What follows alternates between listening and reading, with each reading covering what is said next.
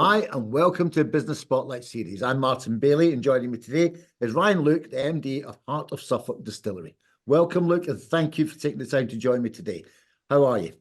I'm good, thank you. Yeah, not too bad. How are you? I'm fantastic. Thank you very much. Yeah, absolutely great. Really looking forward to hearing your story today, I've got to say. So Thank you. why don't we start? Why don't we start this whole chat off by you telling us a bit about who you are and what you do? Yeah, so as I say, Ryan, I'm managing director of the Heart of Suffolk Distillery, based over in Bacton. We're a company that's been going since February 2018. It was originally set up by my parents, Martin and Karen, who ran it very successfully for a number of years, and then obviously we had the all lockdowns and everything along those lines. So then that sort of prompted me to come in. So April 2022, I left a career in teaching. And stepped in to run the distillery instead. Wow. Okay. So I mean, how much of exposure you had to the distillery prior to that? I'd very much been. I was always sort of on hand in the background. So I did a few shows with the mum and dad along the way. I did. I did a little bit around the pub trade as well because I used to work in hospitality. Especially going for a university, I worked in hospitality as a teenager, so I had a few connections there. But beyond that, really, it was and no business management experience or business leadership experience. So yeah, I'd got people management experience. So I'd become a middle leader and a member of senior leadership team in schools, but I'd not done anything even remotely like this. So a bit of a baptism of fire then. Yeah, just a little bit. It was good actually. It was really nice because it was mum and dad did very different roles in the company. So it was quite nice because I learned different things from different people. Yeah. So mum had been a business manager in schools for quite a while. So then she'd taken on that side of the company management, which was good to learn that from her. And then dad had taken on the production side because he's very hands-on, very practical. So he taught me the production side of things. So I sort of did like a hybrid of their jobs eventually. And we're now at the point where they've stepped away entirely. They're out, they still come along and do some shows and whatnot, but they're out of the company on the whole.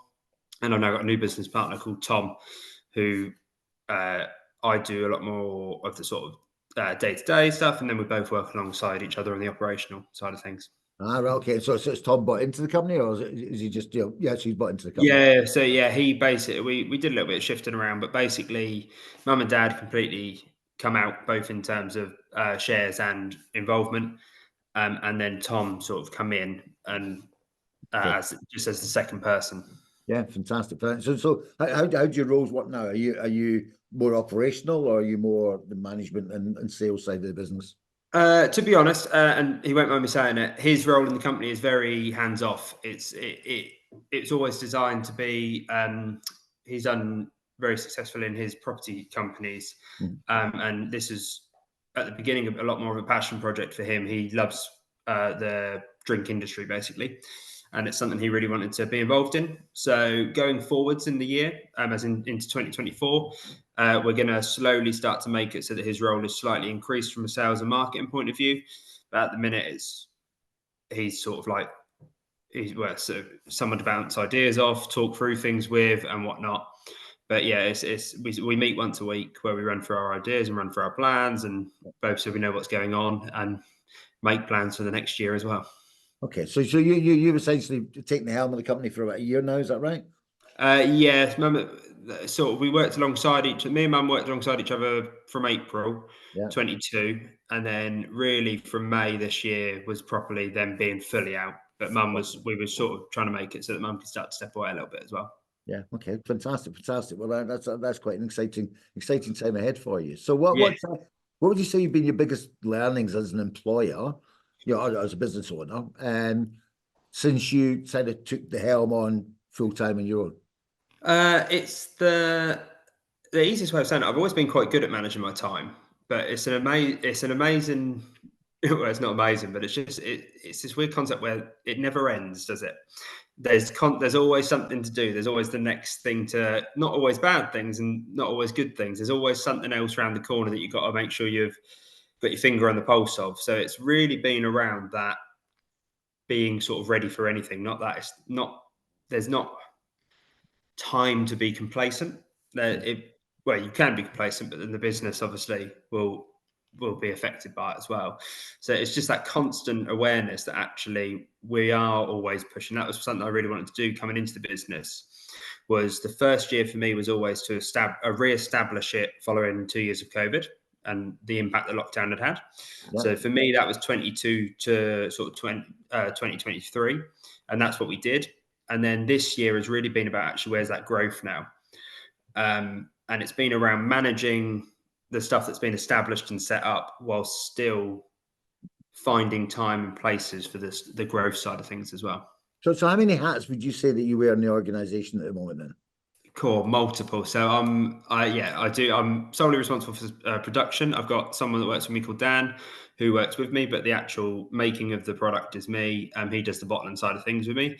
We also have sales hats on, so all trade goes through me with customers, and a lot of the customer facing stuff is me or Dan, who works alongside me, but then with me overseeing Dan. HR it was always me as well. We have also got a bar, which we obviously run and have different side of things there. Finance is all me as well. Open 7 days a week. But unfortunately, it's open 4 days a week. So, but it's really interesting when we introduced it in September. So it's a really interesting change because we ended up with one business that sort of not stopped, but could stop going into the evening. But then it was instantly replaced by another one. So that time management and the structuring of that become a really big thing. And then we also constantly got one eye on business growth side of things as well. So, for example, we're due to open another bar in February, which we're currently in the process of agreeing the terms on. We will, but in order to do that, we need to up the foundations of what we've got as well. So we need to introduce someone to replace some of my time in the production side of things, or the shows really is the big thing. We go off and do something like 110 shows, food and drink events we did this year.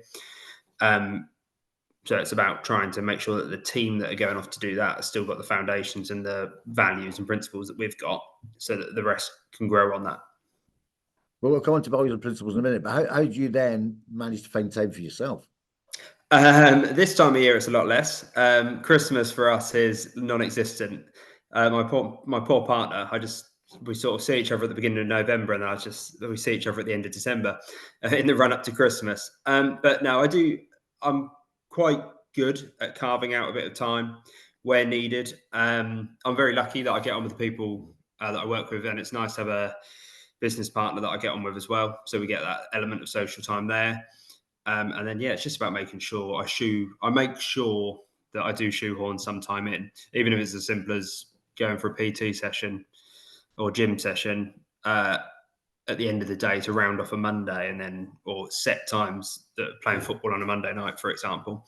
It's just making sure it's there, and it's almost not sticking to it to the detriment of the company, but I think it's sticking to it as far as possible, because actually it's quite important, I think, to take time for yourself as well, because otherwise it's a slippery slope, because there is always something else to do. There's always something to do, absolutely. So how do you, I agree with that, there's always something to do in business, but how do you define, and how have you learned to define what your big priorities are versus everything being a priority? Yeah, and that is that sort of that's taking a little bit longer to get my head around, if I'm honest, when the early days were there. For me, number one priority for me, number two, I've got sort of two first priorities, basically, as much as possible, about going two over the top of it. Number one, the customer facing stuff has to be on point. For us, ultimately, any form of customer is where our business revolves around. Without them, there's no, the best business in the world, but if your customers don't feel like they're getting the best value and the best treatment, that's not going to be a returning customer base. So it's going to change that security there. And number two, it really is around the product. The quality of our product is strong. That has always been a feature. We don't. It's as simple as making sure we're not running out of anything. We and constantly innovating to try and do new things. So we've got the core principle. Priority number one is making sure we don't run out of anything, because ultimately there's not a company without a product. And number two is making sure that the customers are getting the best experience they can, so that actually they want to come back to us. And after sort of 5-6 years in the business now, alongside new people that come to us, we've got a core sort of group that actually are our returning base because of how the customer service they receive. So I mean, I'm assuming it's gin that you distill and potentially vodka. Yeah, gin. We also do a liqueur range. So we've introduced amaretto last year, which has been, or midway through last year, which has been a fantastic addition. We also do things like seasonal liqueur. So we use the food forage berries from around the distillery. And then we've got 2 new products launching next year, which is vodka. And then we're going to launch a spiced rum as well, just to match. Okay. Partly because we've got the bars, so we might as well.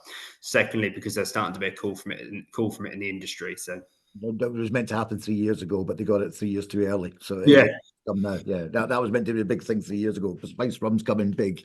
yeah, I it's remember finally that. getting there now. Yeah, it's finally getting there. Cool. So look, you talk quite a bit. You mentioned quite a lot about principles and values. So how have you encapsulated them? How if I was to join your business today, how would I know what the values and the principles of the Heart of Suffolk Distillery are? So we work very, very closely with any team member that comes in. We are quite a partly given the nature of how the size of us, we've got about on and off around 6, 7-ish people that work for us, and by the middle of 2024, we'll be on around 10, 11 people. Each of those people gets basically we start them from the beginning and bring them along the journey with us. So whilst they obviously haven't been with us, they will find out how we've got to where we are. We'll meet with them. We'll spend that time with them, and they'll have access to us. They have access to me. They have access to the team, which we've curated underneath us, Tom as well. And it's basically we share the principles of being honest. It's the honesty side of things. It's that integrity as well. We are what we are, as in we're quite straight shooters. There's never anything conceited or underhanded in the business, and we embed that with all the team that work under us. Our supervising staff as well are much the same, and we just make sure that actually they understand where we are, and it's around. We're not overly critical if things go wrong. It's all for us. It's all around learning it. I guess that probably comes from the teaching side of things, but it's not around a criticism. It's not a problem if something goes wrong. It's just an opportunity to learn how actually we do it differently and how we do it in this company. Yeah. And it's about making sure it just doesn't not necessarily happen again, but actually next time we learn from it and we build on that. So have you got those documented down? They've written down somewhere that people can see them, or is it just something that's all in your head? We have some stuff written down. So we have we do set things like the actual sort of practical side of things, like as simple as how are we opening the shop, how are we opening the bar. That sort of logistical day-to-day things are written down. We also have quite a few different sort of histories of the distillery in places as well. Different versions, long ones and short ones, basically, so people can see them and they understand them. And a lot of it, though, we find is quite conversational in the sense that it's not changing how people say things as such, but it's changing the delivery of it. So what we don't ever really like when we don't really do a hard sell at shows, for example, we're not really forcing a product on them. We know it's a good product. With 5 to 6 years in the business suggests that it's a good product, and we want that returning customer base. So it's about sort of bringing the customer on the journey with us, but also the staff that are with us and the team that we've got around us. So it's very much around the we produce this over in Bacton. We do 3 or 4 London dry gins. It's not about that. Oh, the company I work for does this. It's very much they are part of that journey. Okay. So it's them taking ownership of the business, be feeling as if they're feeling they're part of the business rather than an employee of the business. Absolutely. And I feel like that we get a good response from that at shows and from the people as well, because actually they do feel like people. And Dan, 9 times out of 10, when Dan goes off to a show, people continuously think he is, and Busey's very much involved in the production, but people always think that he's one of the owners of it because he's so embedded in it now and it's so natural to him. Yeah, it was real interesting. So I mean, obviously, to values, it's important, and your principles. But how else do you foster that positive engagement from the people that work for you? What other things do you do? I think the actual number one thing comes down to the actual recruitment of the right person in the first place. We want those people that are actually going to grow within the business. We want those people that are actually going to take those opportunities that are offered to them, and want to grow with us, and actually by our starting actually at square one and trying to gauge that when we first meet these people. We don't really do interviews, so to speak, for people whenever we advertise a job. It's more of a conversation around it. It's a chat around the job. Are we a right fit for you, and are you a right fit for us? Because ultimately, there's no point if one party's going into it not in the same mindset. It's only going to end one way, and that's Yeah. the same with businesses we work with. It's a collaboration for us. It's not necessarily a business relationship. It's a collaboration on how everyone can work together, and we find that with our employees and our team that we've got. So what sort of things do you do to find out? I mean, I know it's a conversation, but what sort of things do you do to find out whether that's a right fit and they fit your values and your principles? What do you Oh, look for? right, it's such a difficult thing to sort of outlook. It really is just it's that feeling for us. I know it's a bit of a sort of cop out answer, really, but I do feel like you do that whole idea around first impressions and a natural feeling, your gut reaction to people. That is actually something that carries quite a lot of weight in our sort of process, because you do get a natural feel of something. When I'm talking to someone, what I'm thinking is actually, am I confident? If I was a customer, would I be comfortable and confident talking to you now? Would I feel like I was in a safe pair of hands? And if I feel like as a customer I'd be in a safe pair of hands, actually I can assume that they're in a safe pair of hands to send off to a show and send off to a customer facing environment. So I suppose you've been in business and you're growing. So as Mm-hmm. you grow, the time available for you to recruit everybody is going to diminish, Yes and no. right? That is something we will always take ownership of. We ultimately, because the business is us, the business not started, but it's taken over with me and Tom. Me or Tom will be in at least one of us will be in every interview. We trust each other in that process as well as business partners, and we trust each other's judge of character as well. And as a result of that, one of us will always be there, and that's actually something we're quite sort of firm on, Okay. because what we try as much as possible as well is, depending on what the role is, the person that will directly manage that person will be in the interviews as well. So we're trying to almost pass on and embed that gut feeling, that reaction to that person into the team who will actually work alongside the new person we're recruiting. So we've got a distillery apprentice up at the minute as a vacancy, who will work closely with Dan. So as a result, when we have an interview, I will, because it's sort of replacing a big chunk of my role, it'll be me that does that, but I'll do it alongside Dan, because actually he's the one that's going to be guiding them through their time with us on the whole. See, I mean, it's a bit of a question. I mean, you talk a lot about gut feeling, which is fine, but gut feeling is normally triggered by behavior or a word or a phrase or a statement. So, do you not think? I mean, it's a bit of a challenge here, I suppose, in some respects, to make it easier. You and Tom could sit down and actually write down what are the behaviors and the words and the statements that trigger that gut feeling.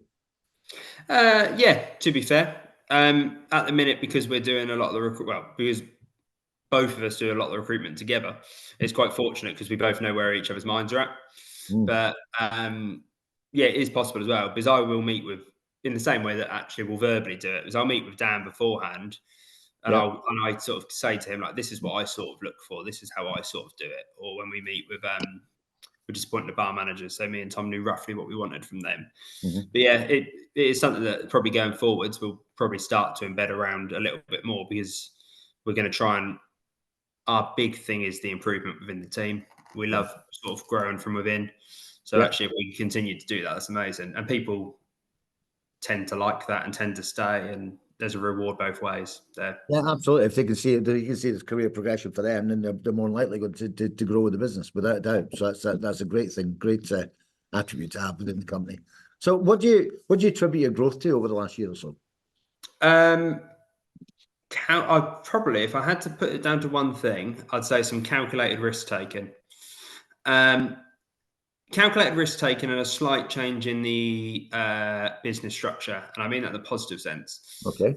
For mum and dad, it was always a passion project. It was always something they really enjoyed doing.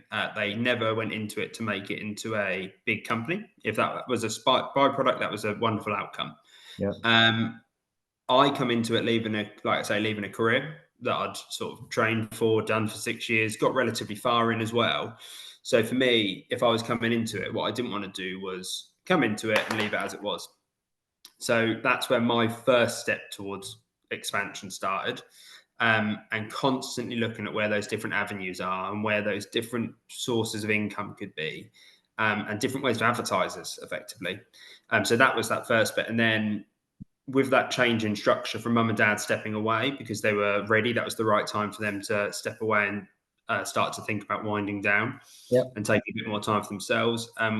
Which then got me and someone who's Tom, who's a couple of years younger than me, have both got that very driven mindset, and both are happy to take a calculated risk and take a go on something.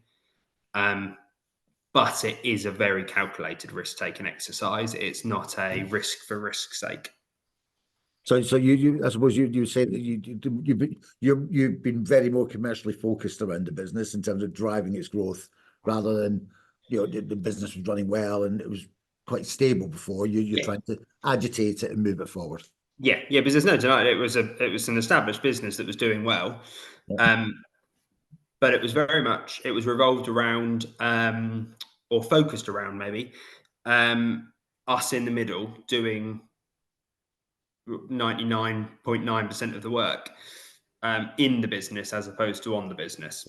Yeah. So by being able to step away and go a bit, bring a team in, we almost took a bit of a step back to take that step forwards. So we almost went, right, we're in a secure position.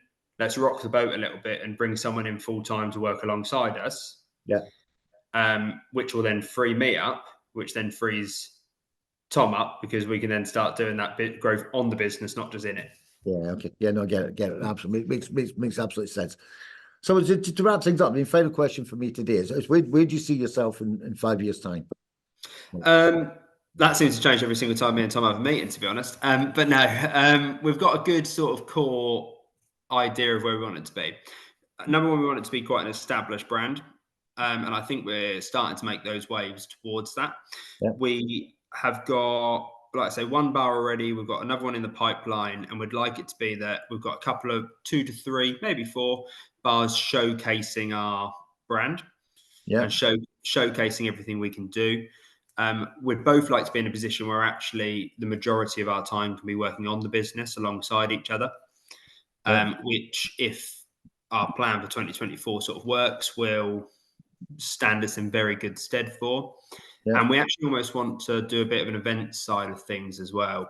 We've got a lot of the framework for it. We know we're starting to launch farmers markets, for example, starting to launch drinks events and drinks festivals, but keeping that core value of that local, that there's a lot that can be done in Suffolk. I think that sometimes people can be quick to jump further afield because it feels like there's more there when you haven't quite tapped the resource and used everything that's available to us.